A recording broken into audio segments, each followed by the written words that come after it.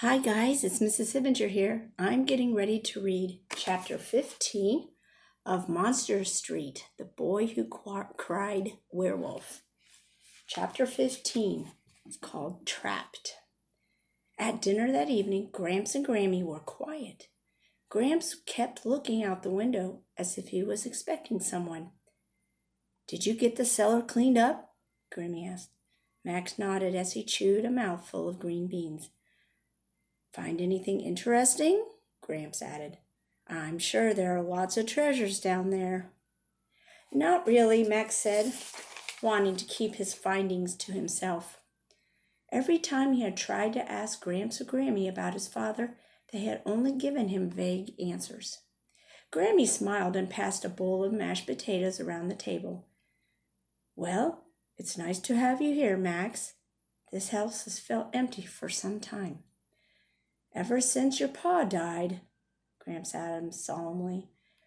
"We wrote to your mom many times through the years, asking her to bring you here, but I think she was afraid of."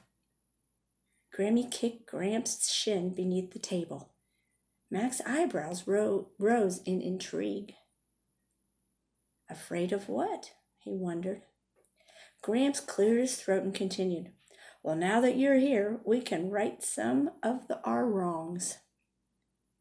"Oh, don't be so hard on yourself," Grammy said to Gramps, then turned to Max. "Gramps has always blamed himself for your father's death, but it wasn't his fault."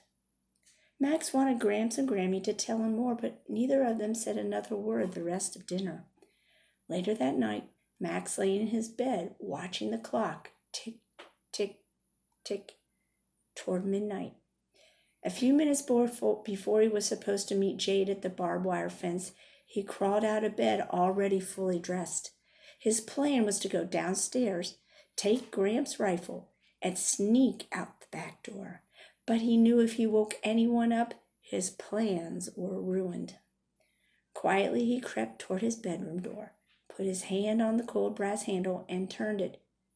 But it was locked from the outside, and he tried again, but it wouldn't budge.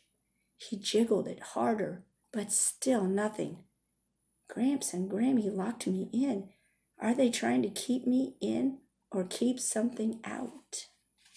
Good question. Max pounded his fist against the door, then glanced at the clock. Midnight was quickly approaching. "If I don't meet Jade on time, she might chicken out," he worried, "and I won't be able to find the hoodie."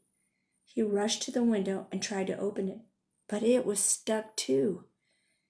He then saw two large nails wedged into the side panels of the frame, blocking the window from being pushed up.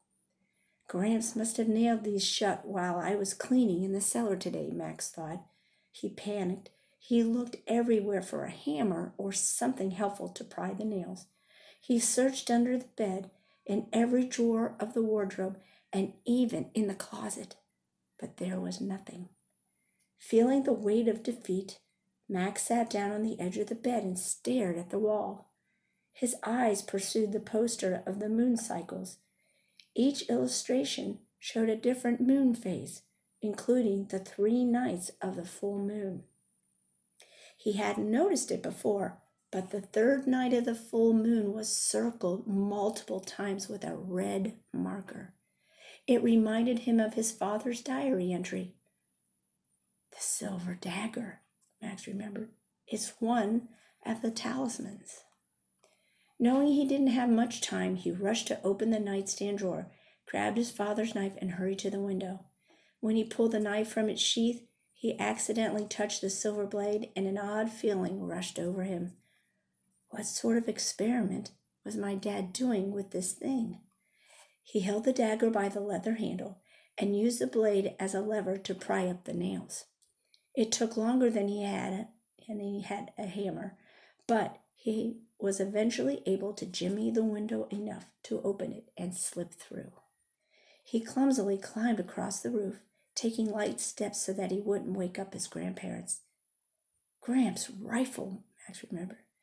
"If I try to go back inside to get it now, I'll wake him up and Grammy." This knife will have to do. Once at the edge of the roof, Max jumped onto a hay bale resting below and tumbled onto his feet.